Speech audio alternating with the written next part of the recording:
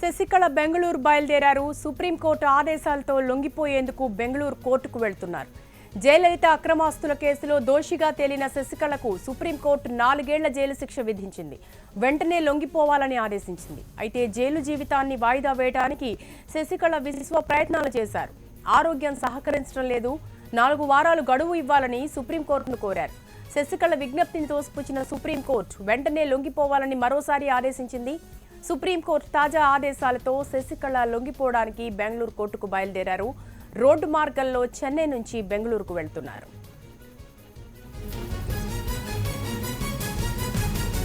వెంటనే లొంగిపోవాలని సుప్రీంకోర్టు ఆదేశించడంతో శశికళ షాక్కు గురయ్యారు. పోయస్ గార్డెన్లో ఒక్కసారిగా పరిస్థితి మారిపోయింది. తీవ్ర ఉద్వేగానికి లోనైన శశికళ కుప్పకూలిపోయారు. కాసేపు నేలపై మౌనంగా కూర్చున్నారు. జైలుకెళ్లే ముందు వేద నిలయంలోని ఎంజీఆర్ విగ్రహానికి నమస్కరించారు. జయ ఫోటో దగ్గర నిలబడి మౌనంగా రోధించారు.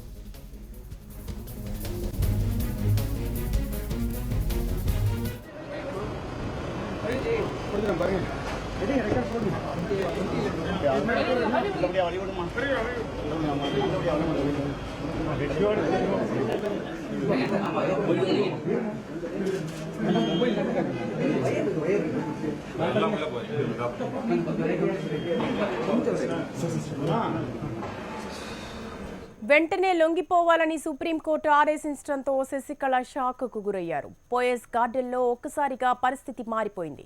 తీవ్ర ఉద్వేగానికి లోనైన శశికళ కుప్పకూలిపోయారు. కాసేపు నేలపై మౌనంగా కూర్చున్నారు. జైలుకెళ్లే ముందు వేద నిలయంలోని ఎంజీఆర్ విగ్రహానికి నమస్కరించారు. జయ ఫోటో దగ్గర నిలబడి మౌనంగా రోధించారు.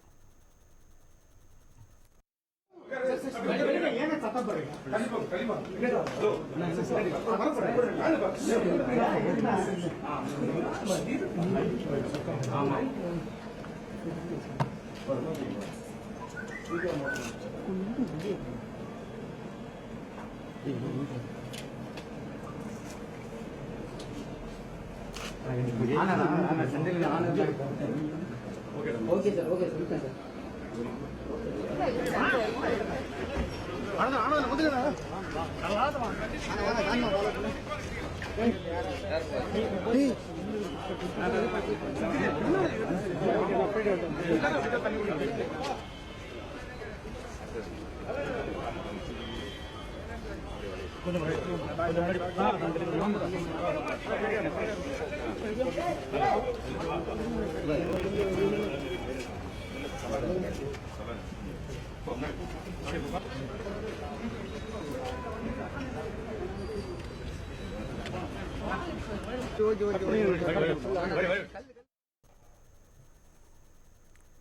జైలుకెళ్తున్న చిన్నమ్మకు వీడ్కోలు చెప్పేందుకు అభిమానులు భారీగా తరలివచ్చారు. చిన్నమ్మకు జై కొడుతూ నినాదాలు చేశారు.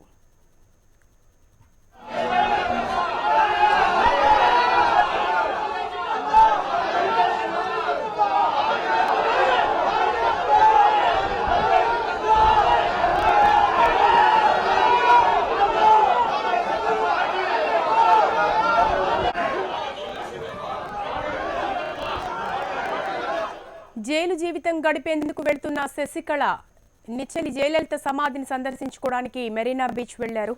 జయ సమాధిని సందర్శించుకుని అటు నుంచి అటే బెంగళూరు కోర్టుకు కారులో బయలుదేరారు.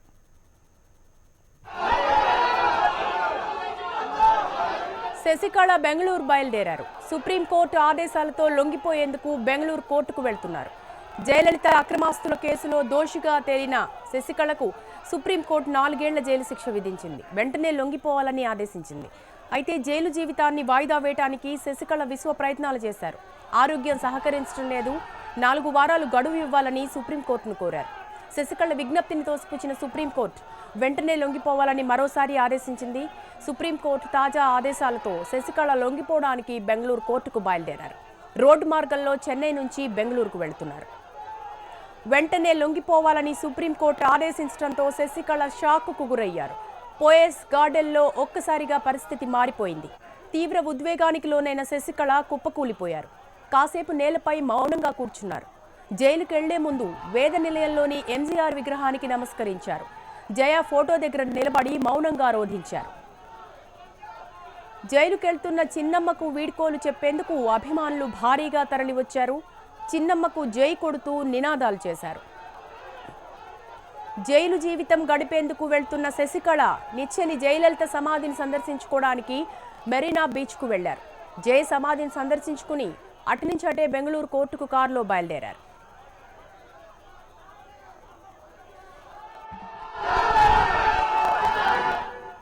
బెంగళూరు కోర్టులో లొంగిపోయేందుకు శశికళ కారులో బయలుదేరి వెళ్లారు. పూర్తి వివరాలు మా ప్రతినిధి మోహన్ అందిస్తారు. మోహన్, శశికళ బెంగళూరు ఎంతసేపట్లో చేరుకునే అవకాశం ఉంది? శశికళ వెంట కారులో ఇంకెవరెవరు ఉన్నారు?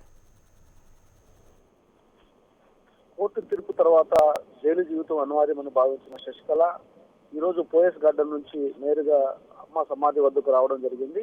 ఇంట్లో పోయస్ గార్డెన్ లోని ఎంజీఆర్ ఫోటోకి, అదేవిధంగా తన నిచ్చెలి జయలలిత ఫోటోకి నివాళులర్పించి నేరుగా సమాధి వద్దకు వచ్చి సమాధి వద్ద సుదీర్ఘంగా ఆమె ప్రార్థన చేశారు. ఈ సందర్భంగా శపథం కూడా చేసినట్టు 3 సార్లు సమాధి పైన తట్టి ఆమె అక్కడి నుంచి ఒక శపథం తీసుకున్నట్టుగా కూడా మనకు విజువల్స్ లో చూస్తున్నాము. ఆమె చాలా వరకు కూడా ఇంకా ఈ కోర్టు కేసుల్లో దాదాపు జయలలిత ఎన్ని సందర్భాల్లో కోర్టుకు ఎక్కాల్సి వచ్చిందో అన్ని సందర్భాల్లో కూడా శశికళ కోర్టుకు ఎక్కాల్సినటువంటి పరిస్థితి జయలలిత ఉన్నప్పటి నుంచి ఉంది. ఆ మరణం తర్వాత కూడా శశికళను ఆ కోర్టు కేసులు వేడలేదు. సో ఈ కేసుల్లో శశికళ ప్రధానంగా భూమిక పోషించిందని శత్రువర్గం అన్నా, జయలలిత కోసం శశికళ అన్ని రకాలుగా త్యాగం చేసిందని శశికళ వర్గం అంటుంది. ఏది ఏమైనప్పటికీ జయలలిత ఏ కేసులో ముద్దాయిగా లేదా దోషిగా నిర్ధారించబడినా ఆ కేసులో ఖచ్చితంగా శశికళ పేరు ఉంటూ వచ్చింది. సో నిశ్చలుగా జయలలితకు శశికళకు ఏ రకమైనటువంటి జీవితమైనా ఇద్దరు కలిసి అనిపించినటువంటి పరిస్థితి ఉంది. కాబట్టి ఈ రోజు జైలుకి వెళ్తున్నటువంటి తరుణంలో జయలలిత లేకుండా మొదటిసారిగా ఒక కేసుకు సంబంధించినటువంటి వచ్చిన తీర్పులో జయలలిత సంబంధించినటువంటి కేసులో జైలుకి వెళ్లాల్సినటువంటి పరిస్థితిలో శశికళ ఒక రకమైనటువంటి ఉద్వేగానికి లోనయ్యారు. ఆ ఉద్వేగభరితమైనటువంటి క్షణాల్లో ఏం చేస్తున్నామన్నటువంటి పరిస్థితి కూడా తెలియనటువంటి పరిస్థితి ఆమె ముఖంలో కనిపడింది. అదే సందర్భంలో అమ్మ సమాధి వద్దకు వచ్చినటువంటి శశికళ అక్కడ సమాధి పైన 3 సార్లు తన శపథాన్ని వ్యక్తం చేస్తూ అక్కడ తట్టడం జరిగింది. అయితే ఆమె ఏం శపథం పూన్నారనేది ఆమె చెప్తే గానీ తెలియనటువంటి పరిస్థితి. అయితే ఇప్పటి వరకు కూడా అక్కడ జరుగుతున్నటువంటి ప్రచారం ఖచ్చితంగా ఈ కేసులో విజయం తీస్తాం, మళ్ళీ అప్పీల్ వెళ్తాం అన్నటువంటి శపథం తీసుకుని ఈ ఏఐడిఎంకేలో చీలిక లేకుండా చూస్తామన్న శపథం తీసుకున్నారని అక్కడ ఉన్నటువంటి వారు అంటున్నటువంటి పరిస్థితి. మరోవైపు రామాపురంలోని ఎంజీఆర్ ఇంటికి కూడా వెళ్ళి ఎంజీఆర్ మెమోరియల్ కూడా ఒకసారి సందర్శించుకుని ఆమె బయలుదేరడం జరిగింది. మొత్తం మీద అయితే ఎంజీఆర్ జయలలితల యొక్క ఆశయాలకు అనుగుణంగానే ఏఐడిఎంకే పనిచేయాలని చెప్పి సుదీర్ఘంగా ప్రసంగాలు 3 రోజుల నుంచి చేస్తున్నటువంటి ఆమె ఖచ్చితంగా ఆ బాటలో నడవడం కోసమే శపథం పూనారు. ఖచ్చితంగా ఏఐడిఎంకే ఆశయాలను వర్ధిల్లేలా చూస్తామన్నటువంటి శపథమే అక్కడ జయలలిత సమాధి వద్ద తీసుకున్నారని కూడా ఏఐడిఎంకే వర్గాలు అంటున్నటువంటి పరిస్థితి. అయితే జైలుకి వెళ్తున్నప్పుడు మాత్రం శశికళ ఒక ఉద్వేగభరితమైనటువంటి పరిస్థితిని చూడడం జరిగింది. భారీగా పోయస్ గార్డెన్ కి అదే సమయంలో మెరీనా బీచ్ లో అమ్మ సమాధి వద్దకు వచ్చిన సందర్భంగా మెరీనా బీచ్ లోను భారీగా శశికళ అభిమానులు ఏఐడిఎంకే పార్టీకి సంబంధించినటువంటి నేతలు చేరుకోవడం జరిగింది. వీడ్కోలు పలకడం కోసం వచ్చినటువంటి వారందరూ కూడా చిన్నమ్మ వాల్గయ్య అంటూ వర్ధిల్లాలని చెప్పి కూడా ఆమెకి నినాదాలు ఇవ్వడం జరిగింది. అయితే ఆమె ఎవరిని కూడా ఏ రకమైనటువంటి ఆందోళనకు పూనుకోవద్దని చెప్పి కూడా ముందుగానే సూచించిన మేరకు ఎవరు కూడా ఏ రకమైనటువంటి ఆందోళన కానీ చేసినటువంటి దాఖలాలు. గతంలో ఇదే కేసులో జయలలితకు వ్యతిరేకంగా తీర్పు వచ్చి జయలలిత జైలు కావాల్సినప్పుడు అనేక రకాలైనటువంటి విధ్వంసాలు జరిగాయి. కర్ణాటక బార్డర్ లో అయితే బస్సులు తగలబెట్టారు, కొంతమంది ఆత్మహత్య కూడా చేసుకున్నారు. సో ఇలాంటి పరిస్థితులు ఏవి తమిళనాడు జరగకూడదు. అలాంటి పరిస్థితులు జరిగితే ఏఐడిఎంకేలో చీలిక వర్గం బెనిఫిట్ పొందే అవకాశం ఉందని చెప్పి ముందుగానే భావించిన శశికళ అలాంటి వాటికి తావు లేకుండా వ్యవహరించాలని చెప్పి కూడా కేడర్ నిర్దేశించారు. అయితే తాను మాత్రం ఒక పురిచి తలైవి జయలలిత ఏ విధంగా అయితే చూశారో ఆ విధంగా ఆమె జైలుకి వెళ్తున్నటువంటి క్షణాల్లో చూడడం జరిగింది.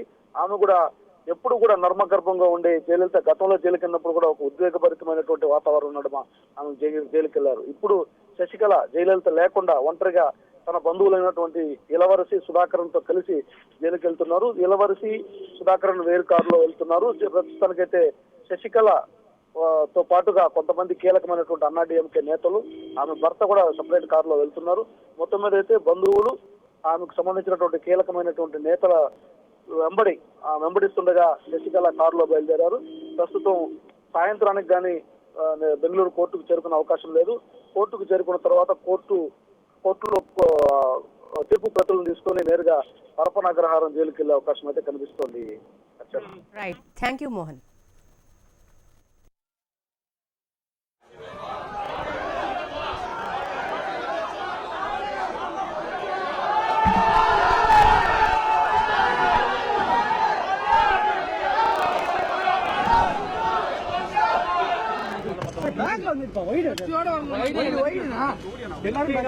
నమ్మదే